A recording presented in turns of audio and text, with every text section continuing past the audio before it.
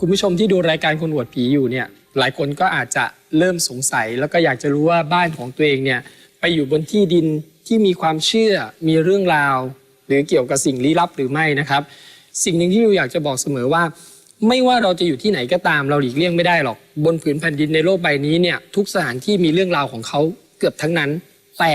สิ่งเดียวที่เราควรเชื่อที่สุดคือเชื่อใจตัวเอง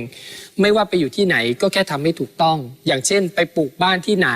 นะครับเราไปอยู่ตรงสถานที่นั้นการให้เกียรติการให้ความเคารพอันนี้เป็นเรื่องสำคัญอย่างมากเราก็ไหว้ทำพิธีให้ถูกต้องตามความเชื่อในแต่ละศาสนาของคุณนะครับแค่นั้นก็เป็นสิ่งที่ทำให้เราอยู่ร่มเย็นเป็นสุขได้แล้วแล้วจำไว้นะครับบ้านอยู่แล้วดีอยู่แล้วเจริญอยู่แล้วรวยขึ้นคือคนในบ้านมันทำบุญกับสิ่งที่ตัวเองเชื่อเคารพนับถือในบ้านไม่ควรเอาอะไรมามากมาย